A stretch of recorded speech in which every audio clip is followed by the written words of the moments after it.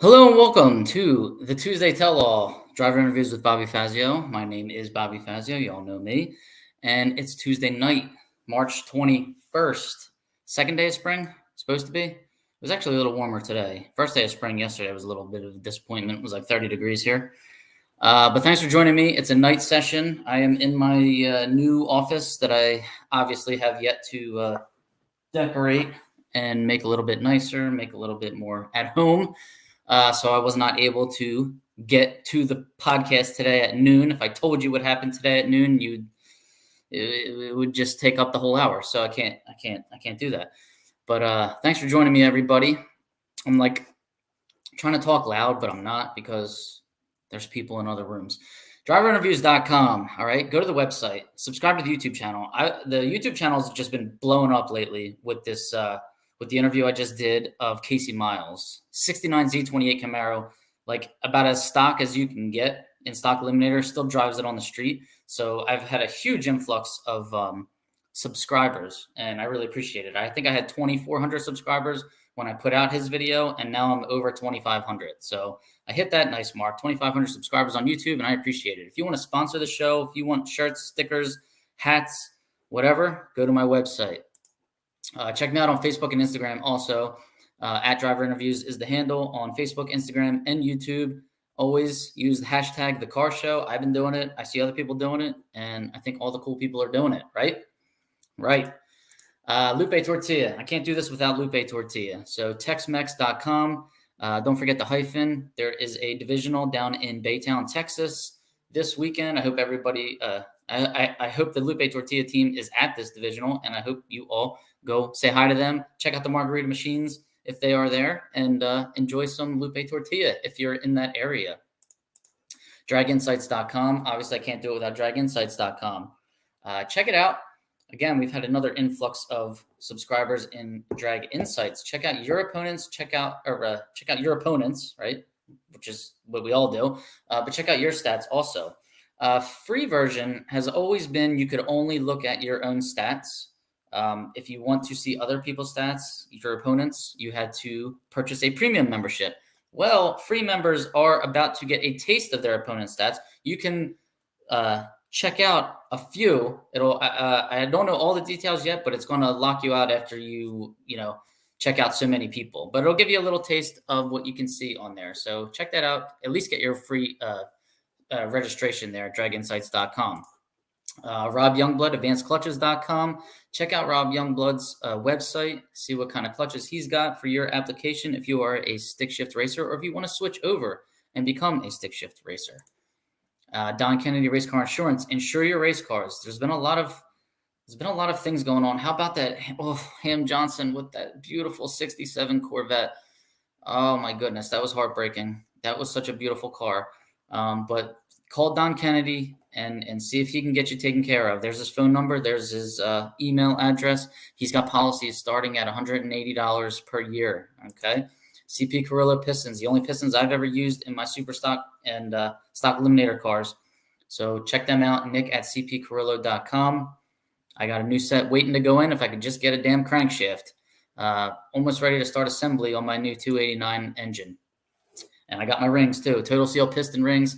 Lake Speed. I hope you all watched our tech episode with Lake Speed where he gave us some honing specs. He showed us the little camera that they use to go over the surface there and see exactly what the hone looks like up close.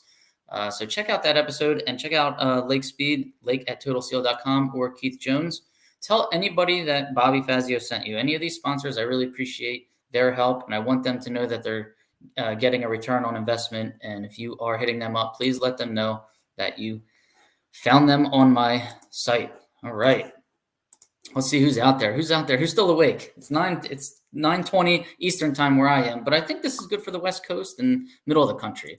So, hey, Tom's still awake. He's on the East Coast. Nick Ryder's still awake. How you doing, Nick? Bill, that Z28 is really nice and is one of the few that have all the goodies left in it. You ain't kidding. It still had a radio in there. It didn't have the 8-track, though, because he saved $50 by not getting the 8-track back in 1971 when he purchased it. Hello, Ennett Morris. How you doing? Thanks for joining us. Walt Walker, there he is. Walt, I'm jealous. You're probably going to Baytown this weekend, but I'm not. Do you plan on being at New England Dragway this season? I don't know yet. It's possible this year. It's not been possible the last few years, but we shall see because I'm going to get a little bit of a late start in Super Stock. I'm actually trying to get my stocker, my Fox Body Mustang. I posted a picture. I was working on it a couple days ago. I'm trying to see if I can get that to run the index in Super Stock so I can try and acquire some Super Stock points because I will be driving Mark Sargenti's 1965 Mustang in stock eliminator. So I have a stocker to drive. I want to see if I can get my car in Super Stock and run under that M automatic index, which I think I might be able to do just by the skin of my teeth. Jim Schachter, I'm glad you're awake. Thanks for the hat at the bit. Thank you for your interest there, Joseph. I appreciate it. Joseph Hustis, thank you. And Brian Zenson, what's up, buddy? How you doing? Thanks for joining. And 722 on the Canadian prairies, Brian Reynoldson. Well, I should have. I'm pretty good at finding those cheap flights. And now I live 10 minutes from the Atlantic City airport. I really love flying out of here. You can get in the parking lot and on your plane in a matter of 10 minutes. Never anybody in security. I love it. So yeah, I should have taken you up on that, Walt.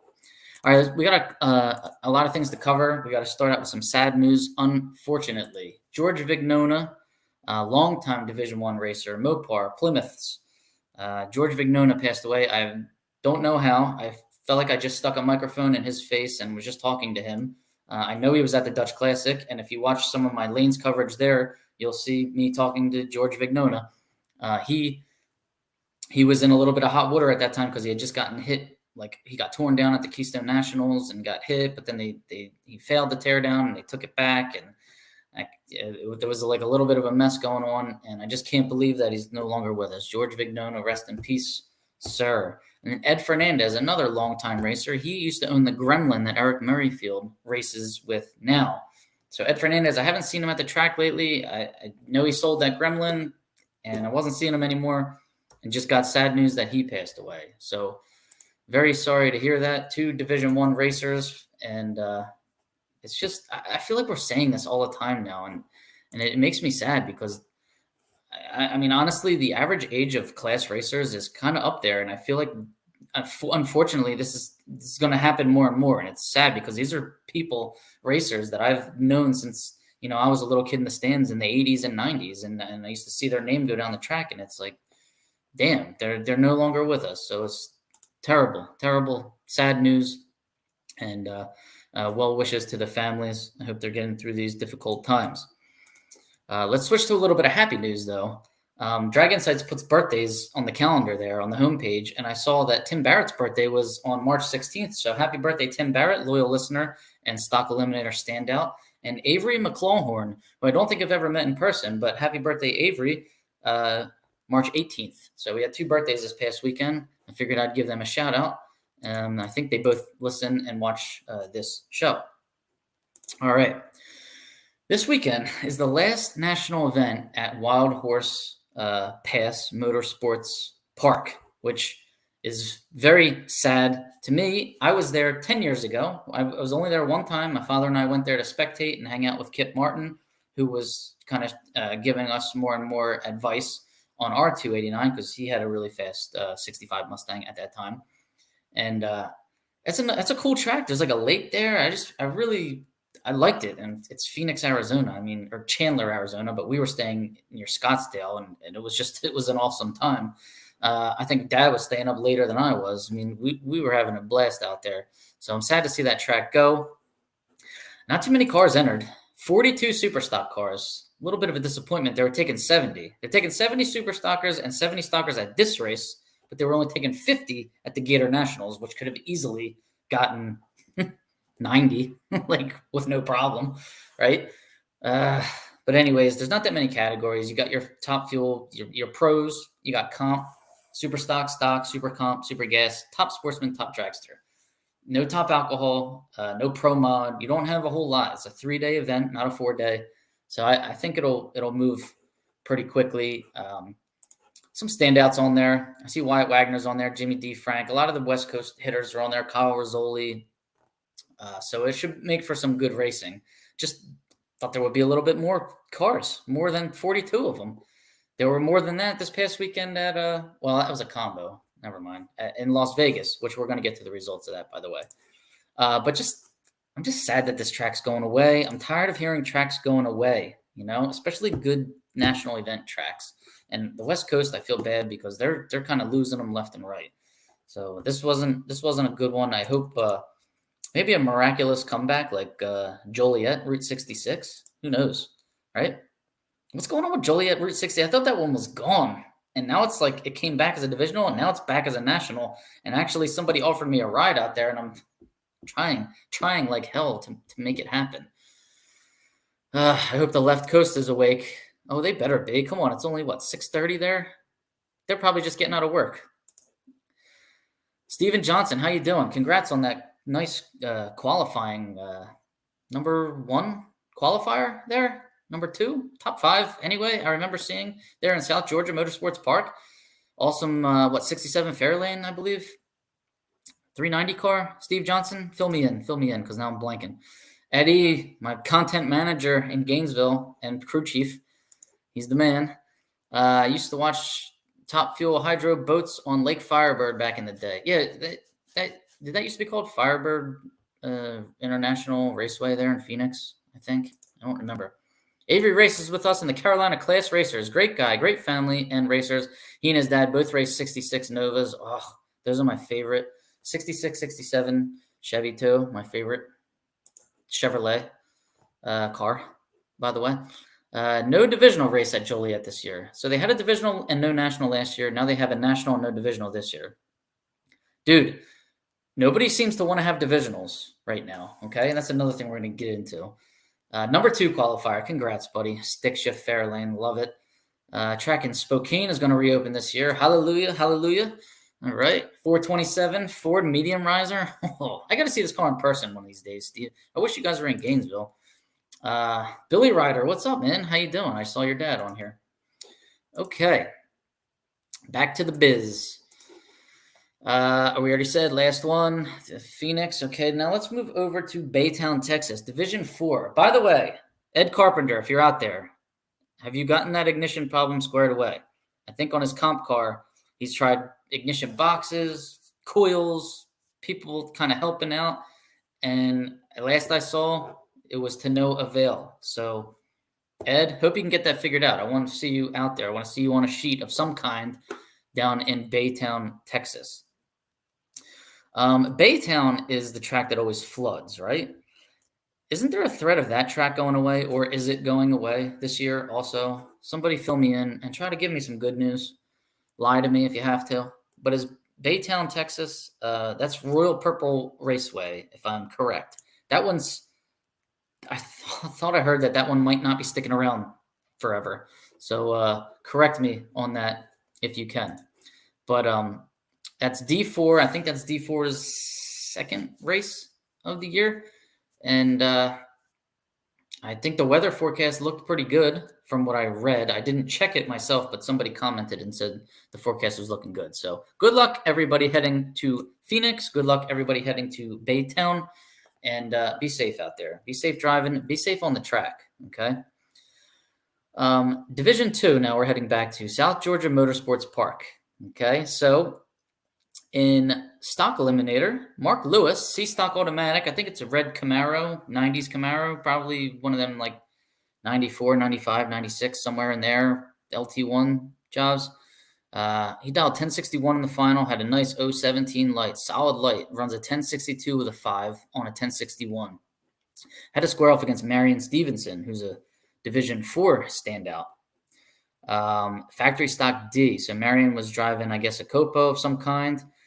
099 light did him in. He dialed 970 and he ran a 980 at 124 miles an hour. I don't know if he just got out of it or he spun off the line, but he was off his dial by a tenth. So congrats to Mark Lewis on your win. Congrats for Marion Stevenson on your runner-up.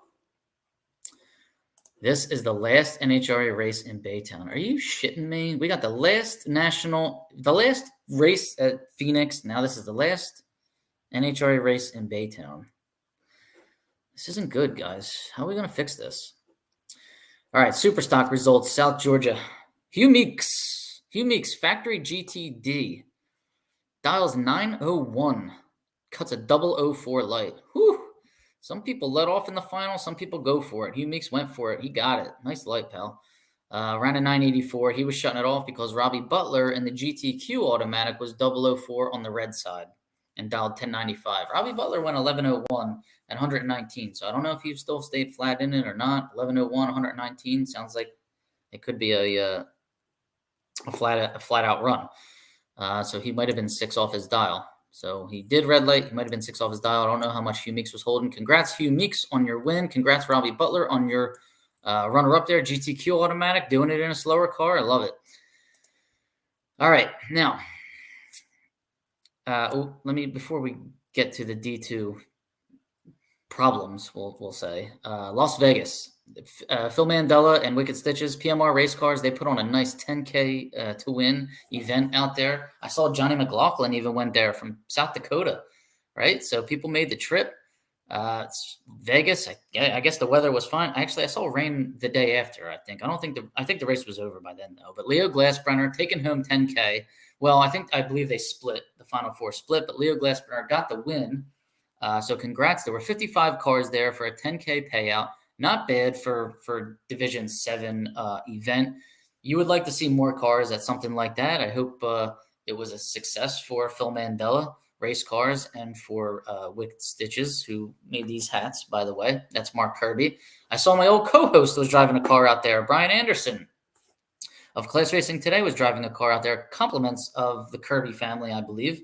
So it was a Plymouth of some kind, I think. A Duster. I don't remember. I know it was red. I don't remember what it was, though. But it was a Kirby car, so it had to be a Mopar.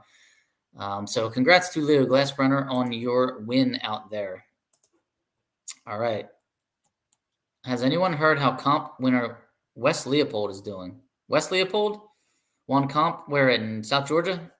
What happened to him? Somebody fill me in.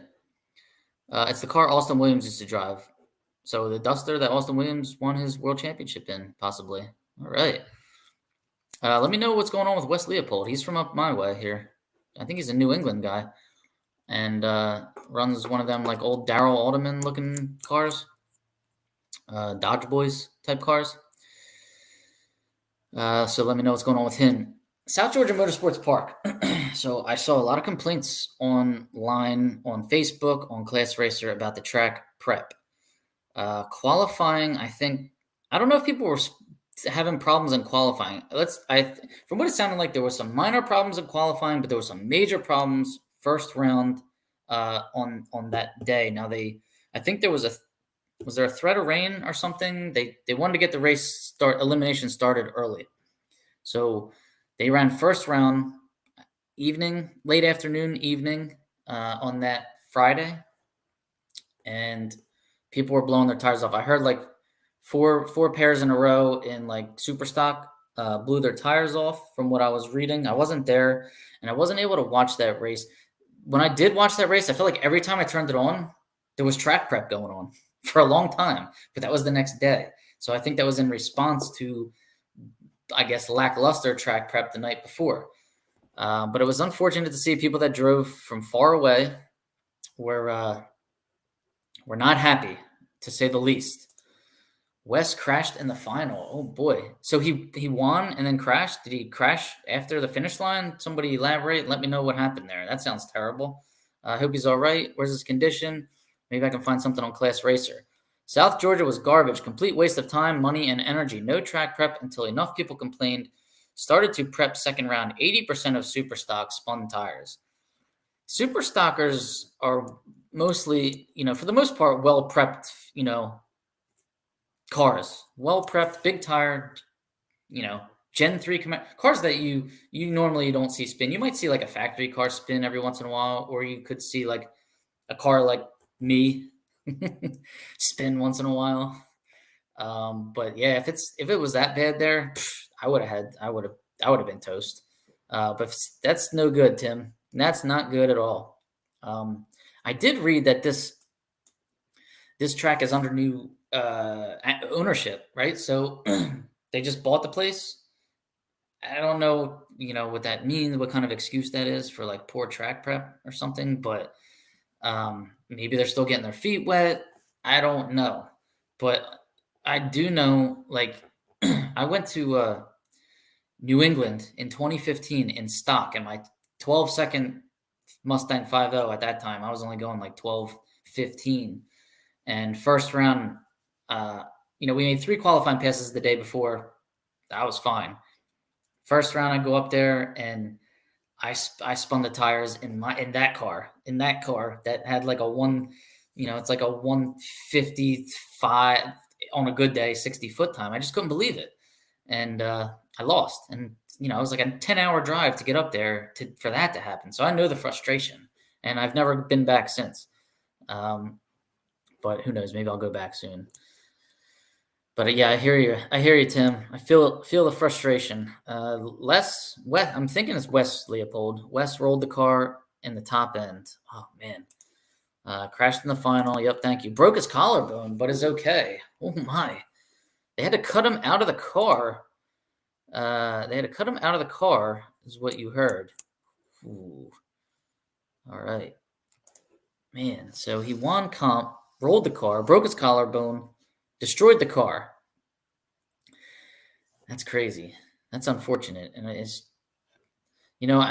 it's happening more and more. And sometimes it's due to dangerous driving at the finish line, but it sounds like also now it could be, just lack of manpower, maybe lack of being able to check things out. I will say that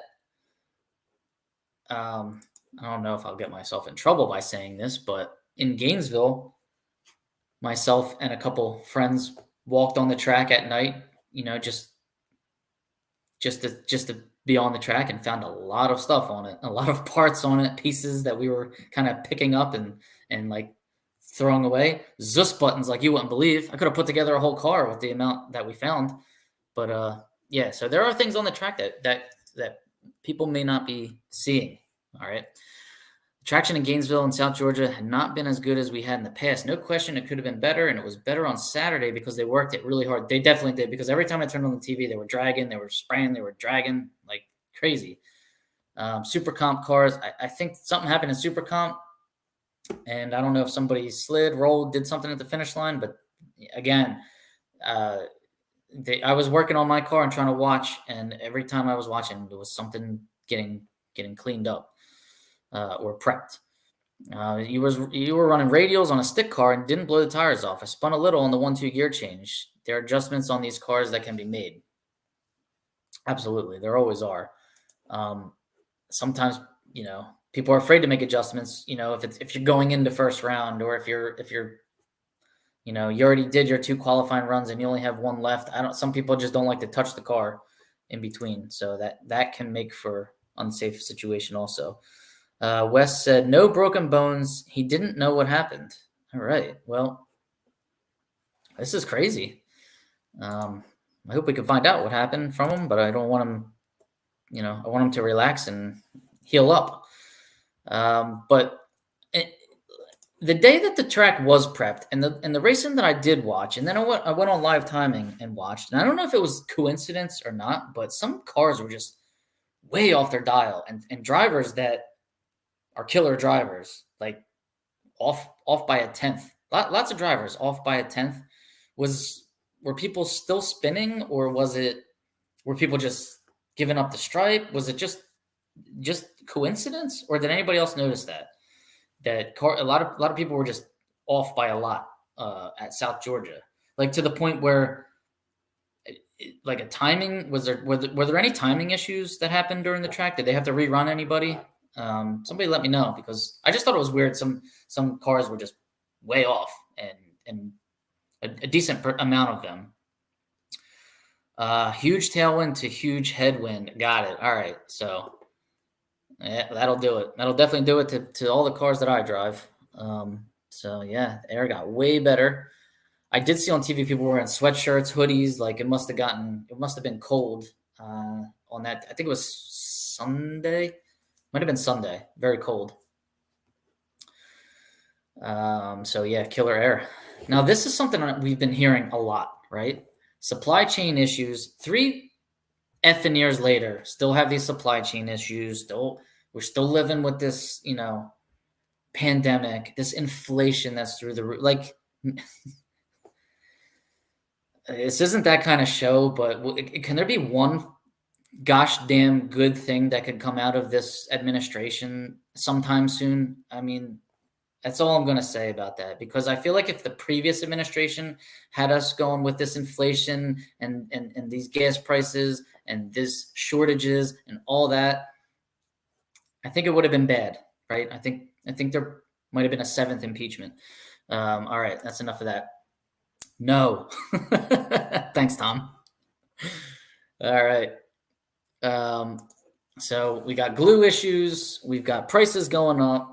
Yeah, it's just, where's the good? Where is the other side of this pandemic? Okay, 3 years ago, Friday the 13th of 2020, this country shut down. Okay, that's 3 years and 8 days ago, and people are still driving around with masks on in their car, and we still, employee shortages everywhere. I just do. All right, that's enough of that. Quiet, Fazio. But that leads me to my next point. How much does it cost in these tracks to run these divisionals? Because it seems like none of them want it. It's like the biggest chore to them to have a divisional. Anybody else noticing that lately? Like, they just, I see people complaining on Class Racer about, the track prep there, the director, the track management. Okay. I suggested maybe this needs to be taken care of at the top. Is NHRA helping these member tracks out with upgrades? Do they subsidize any glue? What are they charging these tracks to have these events? A couple years ago, we did an interview with Bill Bader. I need to get that guy back on because I feel like things have changed since then. That was like pandemic, like beginning of the pandemic type, right when tracks were reopening again. I don't know what's happened since then, but I just feel like maybe NHRA needs to be a little more flexible with these tracks, given these economic times, right? Are they helping? Are they subsidizing? Are they doing anything? Or are they just saying, have your divisional and make sure we get our big, huge cut, whatever it is? Or I wish I knew how big and huge it was. Maybe I shouldn't even say that because I don't exactly know how much they're charging. But it's got to be enough for tracks to keep saying they don't really want a divisional. Division director should be helping with that. Well, here in Division 1, we have a division director that really doesn't know the drag racing world quite yet. He comes from a different world. He comes from like monster truck world. So I'm sure he's going to spend a little while learning the ropes here. And I don't know if he would know what to do in this kind of situation. So anyways, I just like, yeah, Jim, you're like typing what I'm thinking right now. The execs have no clue. They don't listen to their frontline employees. The CEO says they are in the best financial position ever. Then they cry poor. The tracks need a better value proposition to offer points meets. Right. Now, I don't think track revenue should be placed solely on our backs. Oh, we're not making enough money. Let's raise your entry fee from $200 to $225. All right. You need to put in your due diligence and get asses in the seats, right? And sell hot dogs. Okay. You just can't keep taxing the racer without, giving us payout increases. It is getting more and more expensive, and not all of us are freaking millionaires. Okay. It's hard. It's hard for the average person to get to a race. It costs $1,000 to get to a race, right? A divisional. When you add up the fuel, prepping the car, the entry fee, I mean, just any race to me, it's like $1,000, right? Don't tell my wife. So it's getting out of hand with the cost. They need to start finding ways to increase their spectator, participation, and NHRA needs to kind of be lenient on these tracks that are trying to have these divisionals, right? If you don't say that you are out there trying to rebuild relationships with the sportsman racer, but you're making it very difficult for sportsman racers to have divisionals. Joliet's not having a divisional this year. Virginia got rid of their national. All right, these tracks Bakersfield, they finally got a divisional back. It doesn't seem like tracks are excited about divisionals. So we need to fix that. And yeah, I think these execs, are they still getting their pay raises? Like, I'm sure they're all happy. I'm sure they're in great financial situations. Like, sure, why not? Their paychecks leaked out 4 or 5 years ago. I'm sure they've only gone up since then, right? You guys all remember what those numbers were. It's a lot more than the workers at the track that are out in the sun all day. I guarantee it. They have a total clue. They know what they're doing. Corporate 101. Name one difference from NHRA and government. No, it's exactly. The similarities are uncanny, right? It's crazy. The lockdown, not the pandemic. Yeah, I know. I shouldn't have let the show go in that direction. No divisional at Brainerd this year by their choice. There you go. Brainerd. Another track I've not been to yet that I want to get to. And that's just sad. So, I mean, you got all these tracks that don't want to have divisionals. Doesn't that make you like wonder why? Nah. Like, hey, other board member. Wait, why these tracks don't want to have divisionals? You think we're charging too much? You think we're not making it feasible right now in 2023 with the cost of everything? Nah. Yeah, I didn't think so. See ya. Right. I just hung up a cell phone. Okay. Just bothers me. Now, one track that's, been doing it 2 years in a row now is ATCO. We have our open, national open there, May 5th to the 7th, right? Free spectators. All spectators enter for free, and that place got pretty packed last year. There was the snack bar. If anybody's ever been to ATCO, they got a bar at the track, which is awesome. Packs at night. But line all the way around the parking lot to get to the snack stand. And that snack stand's not cheap. They charge you like $5 for a little thing of fries like this big. So good move, ATCO. I applaud you. Why other tracks aren't doing that, I have no clue. They want to charge $20 a head to get in, and they get 10 spectators. Stupid, right? 0 fans, 0 interest. I don't know, man. I think if they know about it, they might show up. Right? Do they know about it, though?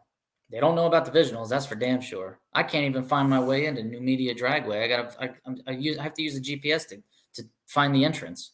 How am I supposed to know there's drag racing going on up there if I wasn't a drag racer trying to compete in that track, right? What are they replacing the divisionals with? Street racing BS? I don't know what they're replacing them with. All I know is that if you want to see the car show, hashtag the car show, come out to ATCO Dragway May 5th to the 7th. Don't miss it, right? Free. If it's free, it's for me. Also, if you want to see the car show, head to Wild Horse Pass Motorsports Park this weekend if you're on the West Coast, Phoenix, Arizona. And I would say NHRA charges too much for national event tickets, but Gainesville sold out, so I have no argument there. I can't say anything. That place was absolutely packed. And if you also want to see hashtag the car show, Baytown, Texas, Royal Purple Raceway. Are they advertising? You guys hear it on the radio? You guys know that there's racing going on at that track this weekend? You guys know that there's going to be classic cars there doing wheelies on factory parts? Do you? Okay.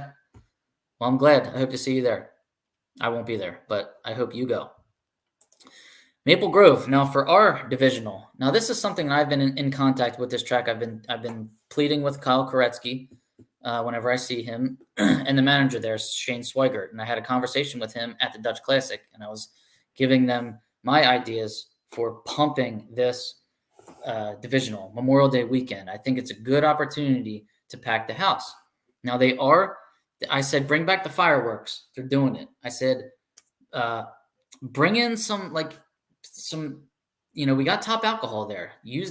That's always been used as the main draw for this. Okay.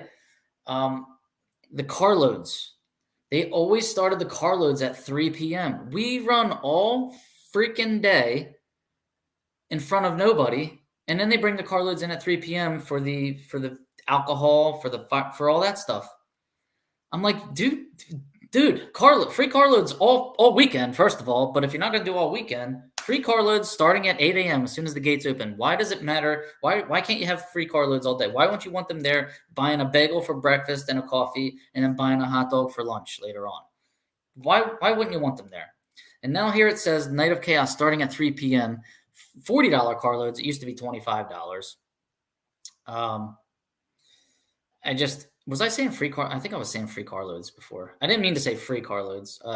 A deal on car loads. So rewind like a minute where I kept saying free car loads, and I meant like something $25 car loads. They're making it $40. Fine. Then there's a little asterisk there that says like maximum of 7 people, which I think is pretty funny. Just if somebody wants to pack more than 7 people in a car, freaking tip your hat to them on the way in and say, yeah, that was pretty creative. I like it. Go ahead. You know, what are you going to sit there and somebody's going to count? Oh, you got 8 people. But anyways, I think it needs to start earlier.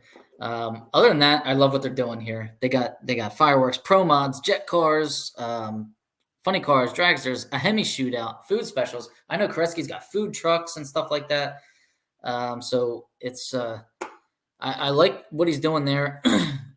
If he or his manager or anybody from Maple Grove is watching right now, start that carload special before 3:00. All right, we want people watching us race too. All right, where was I with the comments? I know I missed some. Tracks need to promote it. Absolutely. Well, absolutely, and I hope that they will start. They are really helping Maple Grove, right? I guess they're really It means that they're really helping. They are the ones why the divisionals went up $25. I don't know for sure about that. If that's true or not, if somebody else knows that, let me know. That would be sad. I hope that's not true. Hemi shootout will be cool. Yes, Hemi shootouts are always cool, right? So pack the house. Pack the house. All right, so anybody who wants to see the car show again, May 27th, actually that whole weekend, but May 27th is probably the Saturday. It's Memorial Day weekend. And I want to cross out starting at 3 p.m.